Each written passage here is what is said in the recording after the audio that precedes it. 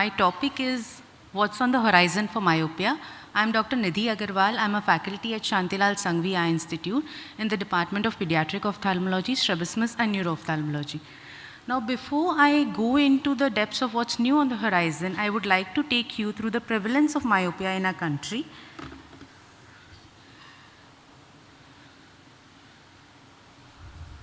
Just a moment. So now getting you oriented with our country, the north, south, east, west direction, a very beautiful paper of which one of the co-authors is Dr. Rohit Saxena. So it's beautifully says about the prevalence of myopia in children in our country. So in the north, it's about 21%, whereas if we go to the west, it's about 14%, and in the central part of our country, it's about 16%. In the east part of our country, the prevalence of myopia in children is again about 14%, whereas in the south part, it's about 11.5%. Having said this, we tried to analyze our own data over 1 year in which we checked about 1,715 pediatric patients, and we came across this data wherein 50% of the patients in our hospital were emetropic, 43% were myopic, and 7% hypermetropic. Now this myopia includes spherical equivalent. It's both simple myopia, simple myopic astigmatism, and compound myopic astigmatism.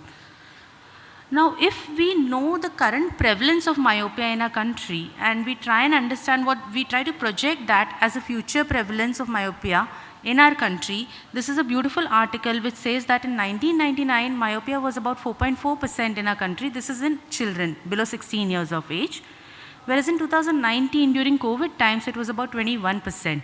As we move up the decade, in 2030, it's projected to be about 32%. In 2040, it's projected to be 40%. And in 2050, it's going to be more than double of what it is right now. So we understand that myopia is a burden in our country. But why is it so? Because it can lead to other ocular comorbidities. There is an increased risk of retinal detachment, glaucoma, staphyloma, and chorioretinal atrophy, all of which cause visual impairment in the patient, which poses both a social and economic burden in the country and to the family as well. Now, having said that, let's go back to my topic. What's new on the horizon for myopia? It's the role of choroid in myopia. Why do I say so?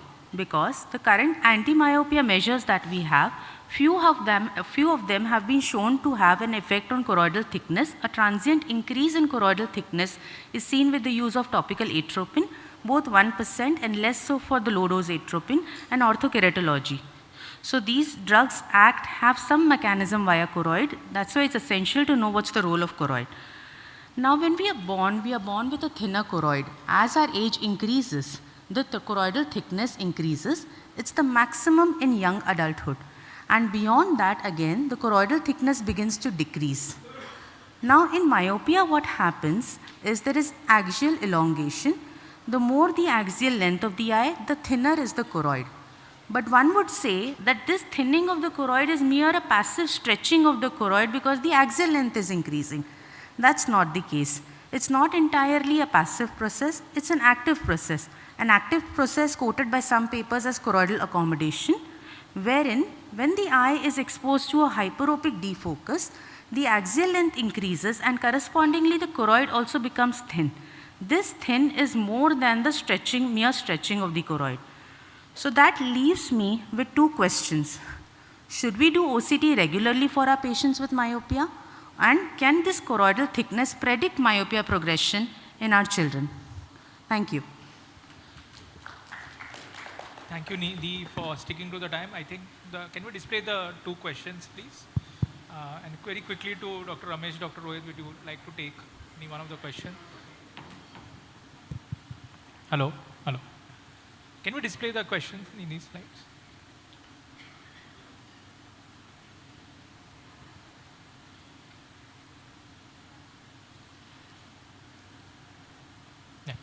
So we saw there's a lot of literature on choroidal thickness, and we see from the Chinese population more and more literature coming from choroidal as well as the scleral thickness. So in your practice, how relevant do you think this role in predicting or in managing such patients?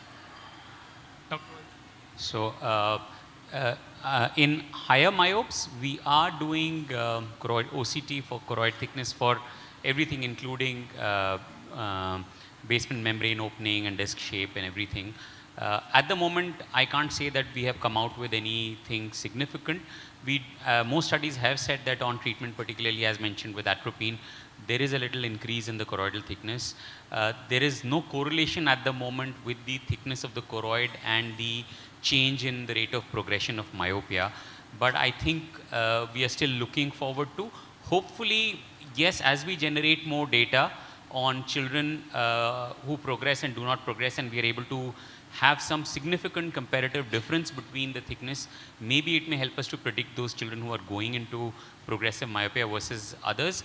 But the word of caution for this is that most of the studies, at least which I have seen, the difference is so less, while it may be statistically significant, whether it can be, considered clinically significant, maybe, still a suspect, particularly in view of the test-retest variability most of our instruments still have when you are, measuring choroidal thickness. So that's still a challenge I think we have to overcome, but I guess we are still early days.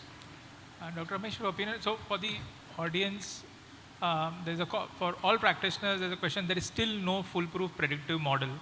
And at the same time, we also notice there is rampant usage of atropine in all children, irrespective of whether they'll progress or not, because we don't have a model. Do you think this marker could be a model in future? Is it a possibility? Yeah, as Rohit said, at this point of time, we don't have a definite answer to say that whether there is a definite marker in terms of choroidal thickness. Whether I do it or not, this depends upon whether I am wearing a clinician hat or a clinician scientist hat. Because if you are a scientist, you need to produce evidence for it or against it. And as you see in this audience, I think myopia is a beautiful area for optometrists and ophthalmologists work together. So in your clinical practice, I think for me, things like refraction, history about the, their activities, axial length, they are more important at this point of time rather than adding one more thing to your 10 or 15 things to do in a myopia patient. So one word answer is, at this point of time, is it a routine clinical practice? I would say no. Whether it will become, probably will answer. Like if you remember, 10 years ago, we used to do OCT in very rare patients of neuro-ophthalmology patients, right? Right now, I think OCT is almost a requirement in neuro-ophthalmology. So that's what I would take in short. Excellent. That's an excellent analogy. So the future is there, and of course, we are going to go to work in the same direction. Thank you, Nidhi, for the very excellent presentation.